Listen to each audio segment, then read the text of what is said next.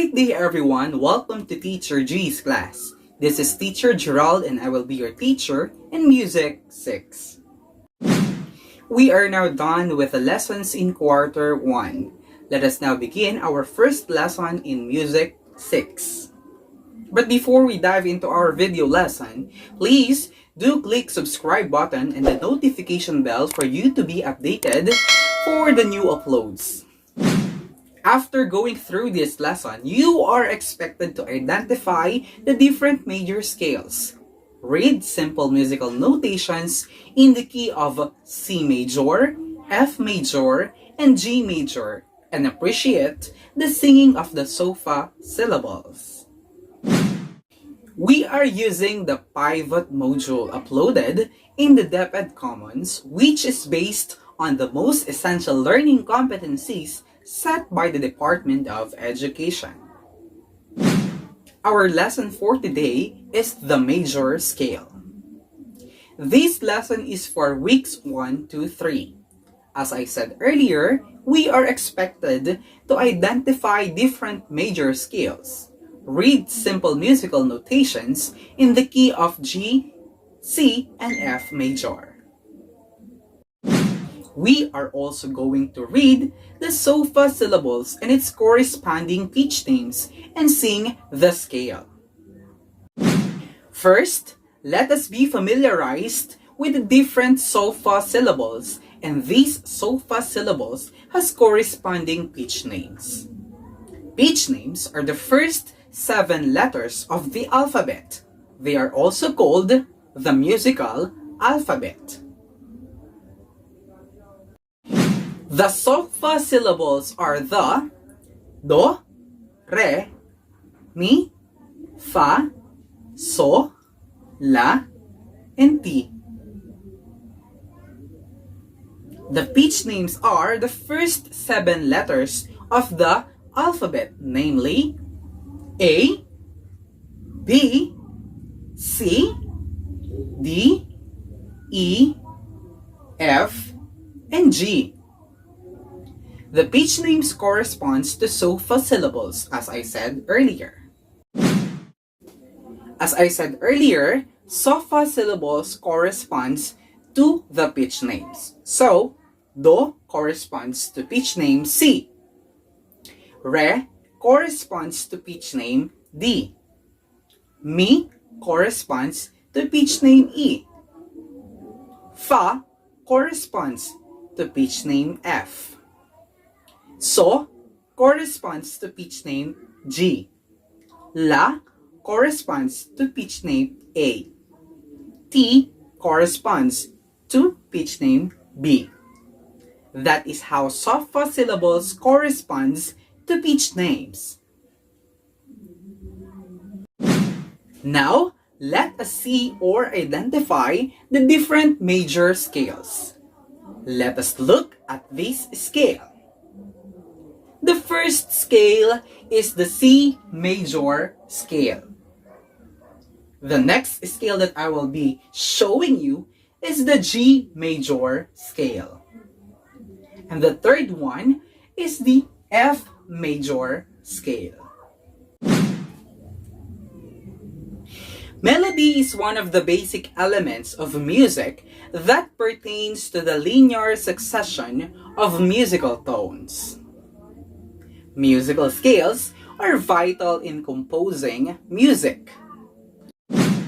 A scale is a series of tones arranged from lowest to highest and from highest to lowest.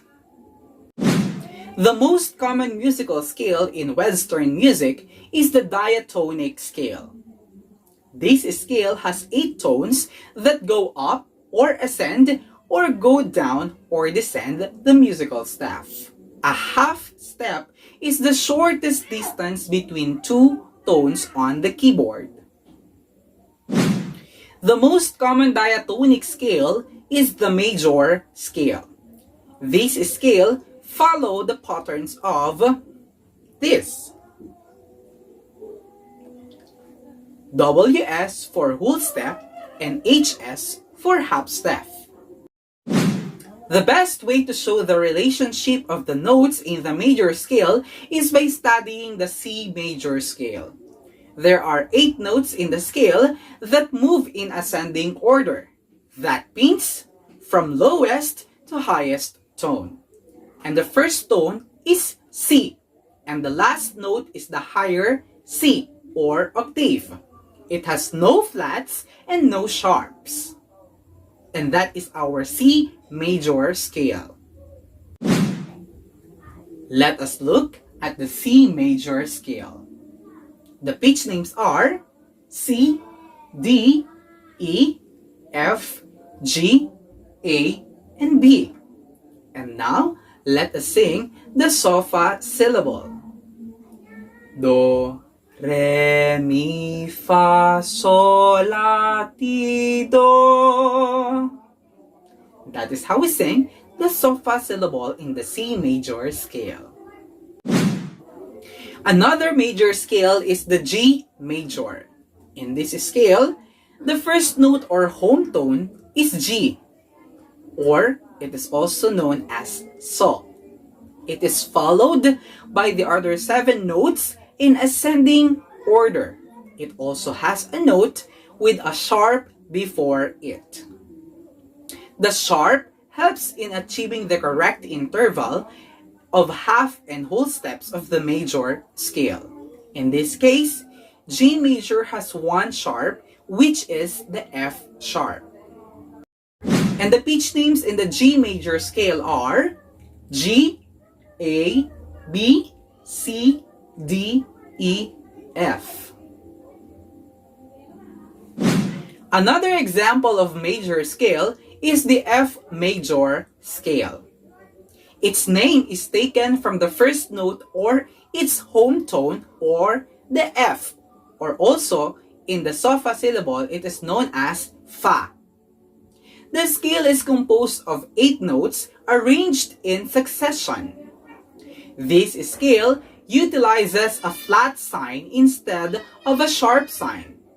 The flat sign on B helps in making sure that the scale follows the pattern of half step and whole step for major scales.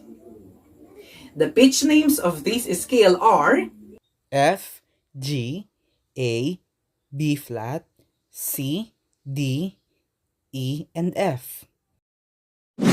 Music notation tip: how to write scales correctly. It spreads the note out over the space.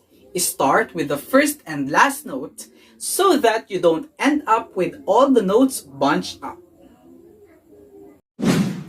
Key signature is the number of flats and sharps on the staff. It is written after the clef. In G major scale, the key signature is 1 sharp and it is located on the 5th line of the staff. It tells us that all notes in F carries the sharp sign unless there is a natural sign written before the note. In F major scale, the key signature is 1 flat. It is written on the 3rd line of the staff. It tells us that all the notes in B carries the flat sign unless there is a natural sign written before the note. Another scale is the pentatonic scale. It consists of 5 different whole tones.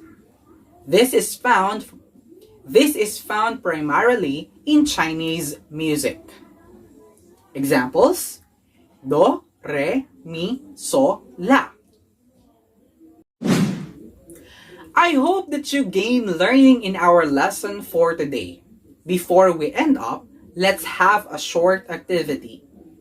It is based on our discussion. You are just going to tell if the statement is true or false. So what are you waiting for? Let's start. Number 1. Melody is one of the basic elements of music that pertains to the linear succession of a musical tone. Is it true or false? If your answer is true, That is correct. Number 2. A pentatonic is a 6-tone scale. Is it true or false? If your answer is false, then you are correct. Number 3. The most common diatonic scale is the major scale. Is it true or false? If your answer is true, you are correct. Number 4. There is a flat and sharp in C major scale. Is it true or false? If your answer is false, brilliant, you are correct. Number 5. The first home tone of G major scale is G or So. Is it true or false? If your answer is true, great, you are correct. Number 6. There are 8 notes in C major scale that moves in ascending order. Is it true or false? If your answer is true, great, you are correct. 7. The first home tone of F major is C or Do. Is it true or false? If your answer is false, then you are right. Number 8. F major scale utilizes a flat sign instead of a sharp sign. Is it true or false? If your answer is true, correct. Number 9.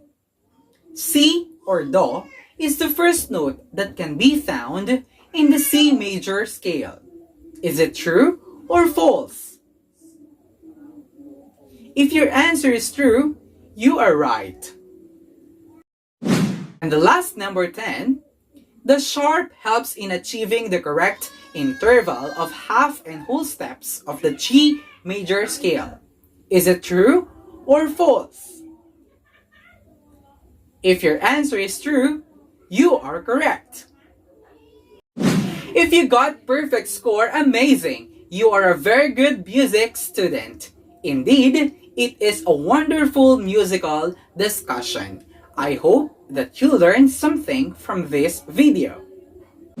If you enjoyed this video, give it a thumbs up, share, and leave a comment below. Don't forget to subscribe to my channel and hit the notification bell for you to be updated to all of my videos. Once again, this is Teacher Gerald. See you